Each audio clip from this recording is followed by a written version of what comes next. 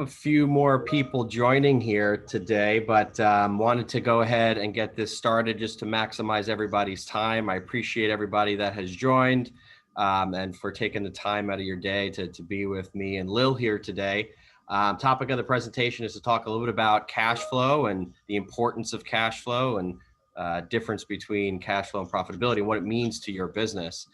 So I wanted to go ahead and introduce Lil Roberts. She is a close friend, a colleague, a mentor, a business extraordinaire, entrepreneur by nature. So Lil, why don't you go ahead and tell us a little about yourself?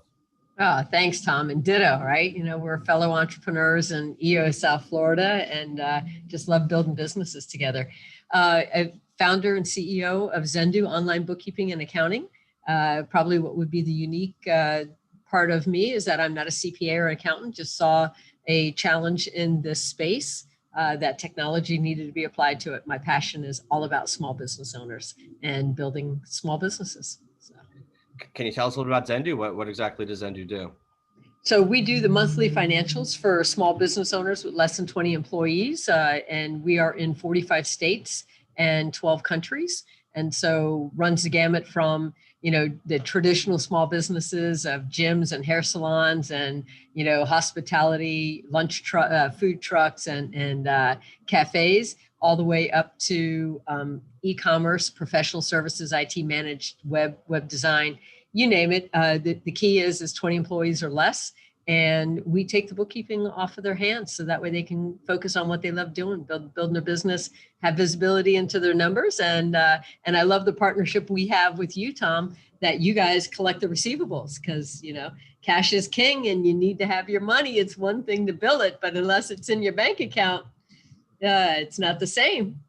Yeah, absolutely. Well, we appreciate the partnership. Our clients have been loving working with you, and it's been a truly synergistic relationship. So we're excited to do more of these, and hopefully we can share some knowledge with our the viewers here and everybody that's on the webinar. Again, the topic of today is about cash flow and the importance of cash flow. So Lil, what do you how do you think of cash flow when you talk to a small business owner? Why is cash flow so important? What are some recommendations that you can make to them? Yeah, so love your graphic here, Tom, that it truly is the water, the oxygen of a business. And I guess what I'd like to do is first, let's take a step backwards and let's talk that most small business owners, they don't know the difference between cash flow and profitability, or not that they don't know the difference. It's that understanding your financials is what is going to allow you to understand where your cash is coming in and where it's going out so you can manage it properly to go with the growth rate that you have. So I'm sure you've seen this over and over. How many small business owners grow rapidly and then they go out of business because the cash flow choked them, the lack of cash flow choked them and they didn't have it to be able to keep their business running in the oxygen. So cash flow is really all about collecting the money that's out there, right? And having money to pay your bills. It is that flow that's coming in and out of the business and managing it to where you have the capability to stay ahead of it, right? So if the money is coming in, of course, you can make all your bills and pay your bills. But if you don't understand what your bills are, from payroll to staying ahead of inventory and the turns of your inventory, then you're not understanding your cash flow. And it's completely different than profitability, right, Tom? Like, when you think of profitability, it's completely different than cash flow. Yeah, you could have the most profitable product or service in the world, but if you don't have money coming in, you can't pay your vendors, you can't invest in growth and marketing. It's the inflow of money and the liquidity of that capital that makes running the business and growing the business viable. Without the cash flow, without the money in the reserve in that tank, you can't invest in growth. So having a profitable product, really doesn't have an impact without the money coming in. And, what would you say are the two big factors that influence cash flow? Yeah. Well, they're equal, but let's start with inventory, right? So I see it over and over that businesses, their vendors will say to them, oh, I can give you a really great deal. And, we'll give you an extra 10% off. Let's go ahead and load you up with some inventory. The season's going to be great and you're going to blow through that inventory. And so they'll lay all their money in inventory. And then all of a sudden, the market changes or something happens and you're basically sitting on money on your floor, but it's not green, right? It's your product and you have too much inventory. So, what we share with small business owners is we're like, you really have to understand for your industry, how many times you should turn your inventory in a year. And I'm a big proponent of every business that has inventory should do a monthly inventory. And it's painful. My last business was in manufacturing and I had it for a lot of years. And every month I personally did the inventory because I knew how much I hated it. And this was a $5 million business. I knew how much I hated it. I knew that wasn't going to be a team member that was going to be as careful about it and if you don't understand your inventory numbers, you don't understand your cost of goods and where the money's going and how quick you need to see when you have to liquidate certain types of inventory. So, number one is inventory. Almost everybody has money sitting in inventory. And then the second part is really your specialty, right? Where you've got money sitting on the street. And there's a little equation that businesses that have receivables should do. And that is called understanding your DSO, days sales outstanding. So how that formula works is you take a look at, if you're averaging $10,000 a day and you're open 20 days in a month, so you're doing $200,000 a month in revenue. And you're only Monday to Friday. So then your average daily sales is 10 grand. So now of that 10 grand, if you have $300,000 out on the street, that means that you have 30 business days out on the street. And you can't grow your business and you can't survive at that. That's one of the things that we try to tell our customers. One of the, key components to what our system does is we help drive down that DSO number. And, I think it's interesting. A lot of times, we talk to small business owners and they just don't know their numbers. And it's like anything else. You watch Shark Tank on TV and they tell you, do you know your numbers? In order to maintain that cash flow and to be successful, you have to know what your cash on hand is. You have to know what, the amount you have in inventory sitting there stale and how quickly you need to turn that inventory. And really DSO is our driving component. And we're always trying to show that trend line dipping down, see if we could reduce the number of days outstanding, which is really that second component to the importance behind cash flow is the receivables and shortening that accounts receivable cycle, reducing, the time between, invoice creation and invoice to cash cycle. And that's one of the things that we really try to, stress to our clients is, there's three main components to a successful accounts receivable cycle. And the first kind of sounds logical, but you have to send the invoice on time, right? You can't get paid on time if you don't send the invoice on time. And it sounds logical, but how many times have you been to the doctor and you get an invoice in the mail? I mean, it happened to me today. You get an invoice in the mail, 6 months later, you probably forgot that you even went. Yeah. So it sounds, logical, but how many businesses are not sending the invoice on time? And the Wall Street Journal publishes a statistic that in the United States, it's an average of 6 days from the time a small business delivers their product or service until they even create that invoice. So think about cash flow. Think about that time, that invoice to cash cycle. If you're looking at 6 days before you send the invoice, then 3 days to send it in the mail, and then a few days for the buyer to sit on it, and then they've got to send it back in the mail. You're looking at 14, 15, 30 days before you could even get cash on hand. And, all of this is attributable to, one of what I think the biggest statistic is that 80+% of businesses that fail in the United States fail due to cash flow reasons, not because their product was not profitable or the service was not the right service. It's all related back to cash flow. Actually, Tom, you bring up a really good point, and that study was US Bank. And so US Bank has a couple of really important statistics, and which to me are very sad. And that is that 92% of small businesses run their business from their bank account. That's not the sad part, right? I mean, I get it. People really are only interested in revenue, so you can see what's coming into your bank account that way. But what's really sad is that 82% of the businesses that fail, right? And what we know about small business is that for getting up and breathing, 2.5% go out a month. So it's 30% of the businesses that start will go out in the first year. And then another portion of them go out second year. So really the trigger is to get past those first 2 years.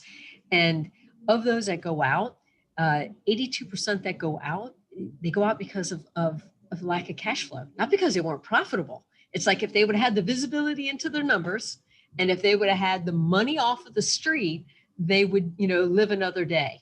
And I think it's critical that people have an understanding about their numbers and have an understanding about the receivables. When I think about your business, and you've told me some just unbelievable stories, maybe you can share with everyone on today, one of the stories about how your platform has impacted a small business owner in receivables from how many days out to what? Yeah, we see, and Marco asked a great question here. He says, can you address how businesses that have no inventory and how to better manage their type of business? Professional services is an example.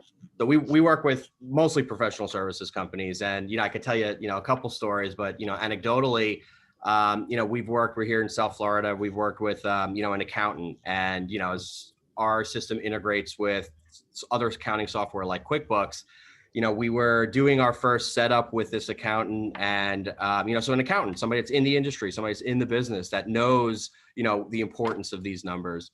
And we're configuring her first account, and as you can imagine, we've got one screen open with QuickBooks and one screen open with Biller Genie. And as we're connecting these systems together, we start firing out some messages to her customers, and she pulls up an invoice in QuickBooks and she says, look at this customer. I've been chasing this customer. We've been trying to get this payment in, and I've just had no avail. We haven't been able to get this guy on the phone.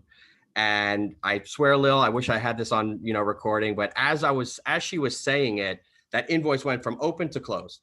And it was just because we provided the customer an easy way to make payments. So Marco, I'm going to fast forward a couple slides here, but for the service-based businesses, for the professional services and the companies that don't have inventory, we find that there's three crucial components to getting paid on time. And, I mentioned the first, of course, that's sending the invoice on time. Yeah. But the next is the frequency and the format that you're following up with people, right? In today's digital age, people want to be receiving text messages, and some people may respond better to email, some via paper mail, some want to get their invoices inputted directly into their online banking system.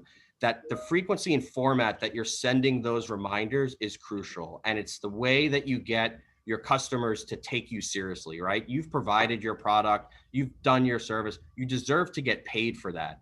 And how many times have I talked to a small business that, their accounting person's on the call, and it's Bob is calling Sally, and Sally's rude to them. So what happens every time Bob goes down that list of people that they need to call that owe them money? They skip over Sally's name because they just don't want to deal with a tough conversation.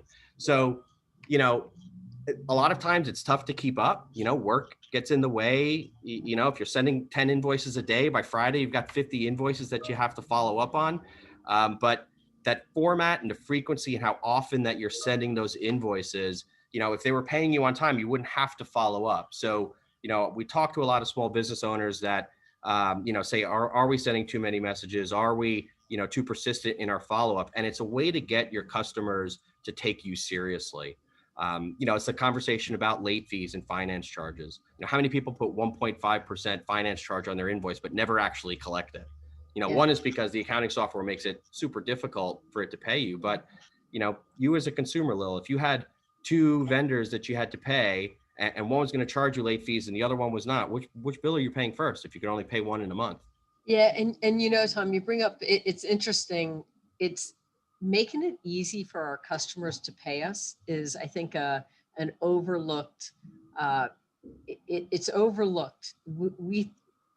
I love your idea of you got to get the bill out right away. Right. And in this last manufacturing business that I sold in 2015, it was every Friday invoices. Now, 2015, it wasn't as much of the digital revolution as there is now, although we did send them by email by that point. But prior to that, we would put them out as a physical invoice, and they always had to go out on Friday. Why? Because small business owners pay their bills on Saturday.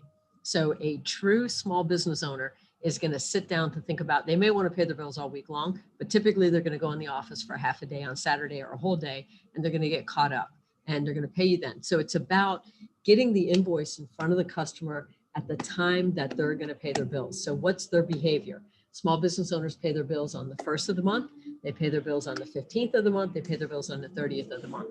And, I've experienced with some of my vendors that use your platform, I've experienced that nudge, and I appreciate it. I appreciate that they're dropping it in, because somebody may send 2 weeks ahead of time, but when they drop it in right before the 1st, when they know the behavior is that the business owner is going to sit down and pay all their bills on the 1st, right?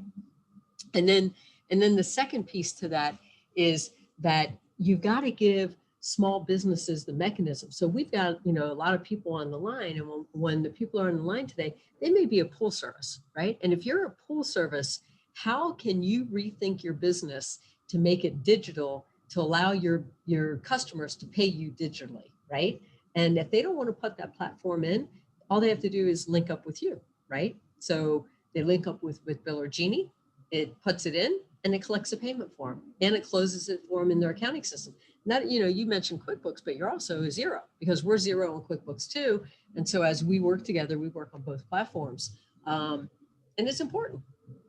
Yeah, that convenience is absolutely crucial. I mean, just as the business is busy, right? And you guys are open 9 to 5, and you're not collecting payments after 5 o'clock. It's the same thing on the consumer side, right? Consumers are working 9 to 5 too. If they can only pay you after 5 o'clock, what's going to happen there? You're going to see the bottleneck in cash flow. So that convenience in payments, the different types of payment methods, credit, ACH. I mean, these days you have Venmo, Zelle, you have all of these different cryptos we're seeing is a big jump, especially in B2B. We're seeing, a tremendous amount of, crypto payments that are starting to proliferate.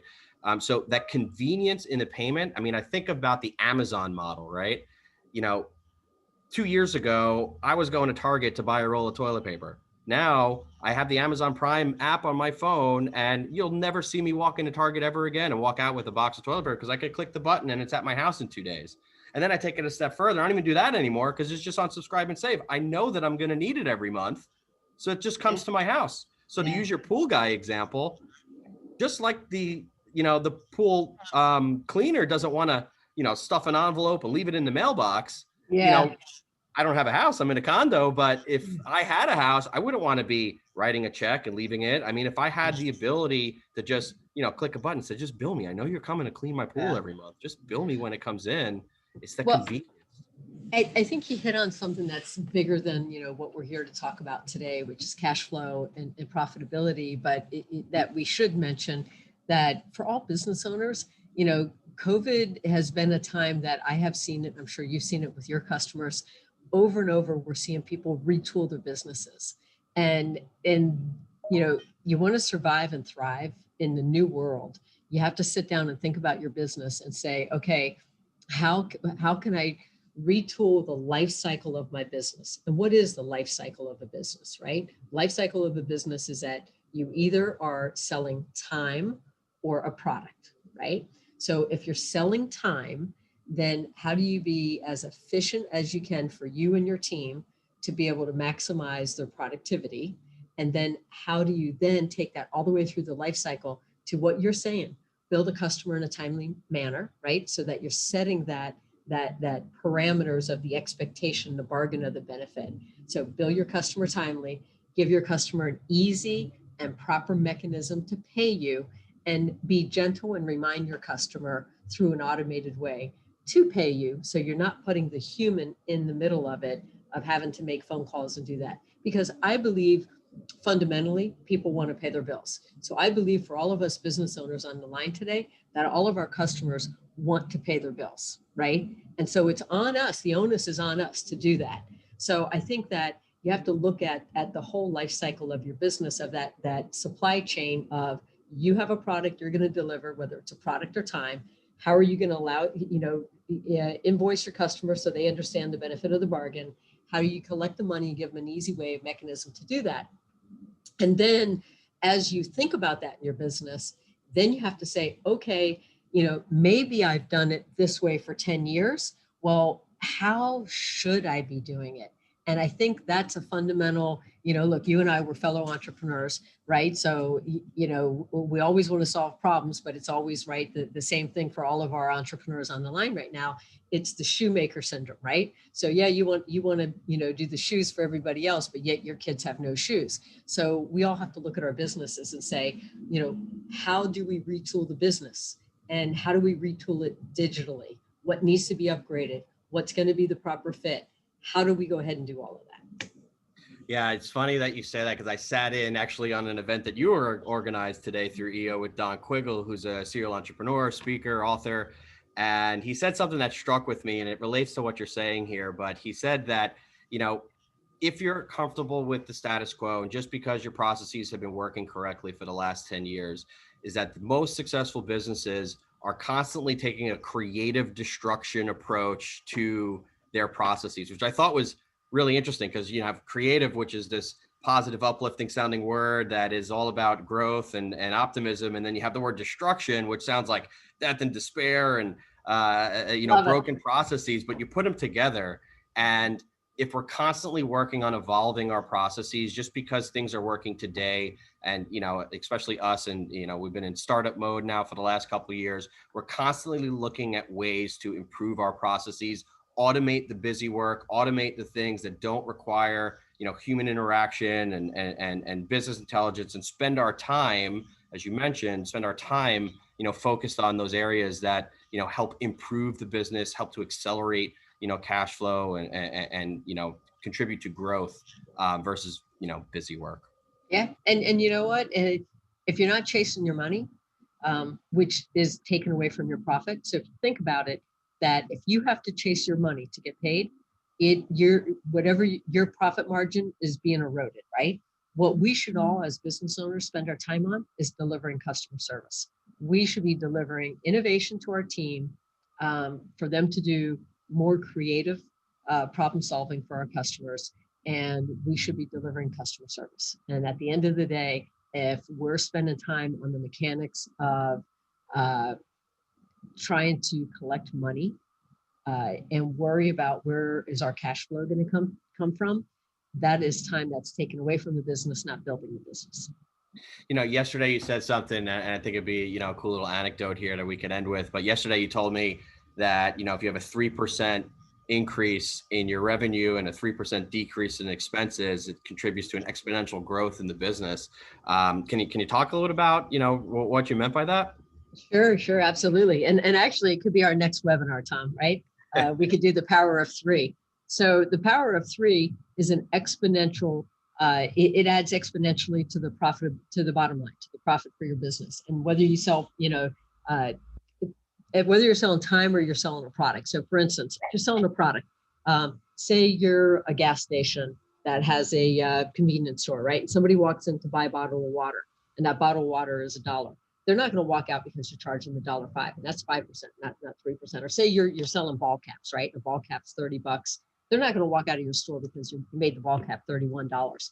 So you increase your selling price by 3%, and then you look for where you can decrease your cost by 3%. And decrease cost by 3% can be in labor. It can be in the actual cost of goods. So for instance, a lot of people will wait till the last minute, and then now they're ordering in product and they're paying second day or third day UPS delivery, when if they would have stayed ahead of it and had the proper workflow in the business, they would have been able to order a week out. Not to say that there aren't going to be times that you have to order 48 hours, but you order a week out. So you just have to decrease by 3%, increase by 3%. So you think, okay, 3 plus 3 is 6, or 3 times 3 is 9. That's going to put 6 or 9% to my bottom line. If you're a product business, it's exponential, and it puts 35% to your bottom line. Okay, is what it contributes to the bottom line. And if you're a selling time, it's 18%. And then, we're out of time today, but we could do another webinar and we can dive deep with examples and go into how time businesses can save, do the 3%, and how product businesses. And it's amazing. And if you do it to your business, the whole idea is more profitability leads to future growth of your business because you have more money to invest in it. Yeah, little changes. That's what we try to stress. Little changes. You pick up 2 to 3 days in cash flow and it has an exponential effect to your business. It's the time value of money. So, little changes is what we try to focus on. Yeah, tremendous. I appreciate your time here today, Lil. This was really fun. I look forward to doing more of these with you. I do want to open it up for a couple questions. If we have a few minutes here, if anybody has some questions, Lil is a tremendous entrepreneur. And, when you talk about knowing your numbers, she's someone that really knows her numbers. So if you want to, ask a few questions and pick some brains here, we're happy to, open up the floor. Marco, I do appreciate your question from earlier, and thanks for taking the time. Awesome. So, Lil, thank you so much for being here today. I appreciate your business. I appreciate working with you. I appreciate your mentorship, and look forward to doing more of these with you and to growing a great partnership. If you are looking for support on financials or saving some time, Xendoo is an awesome partner. They're available in our marketplace.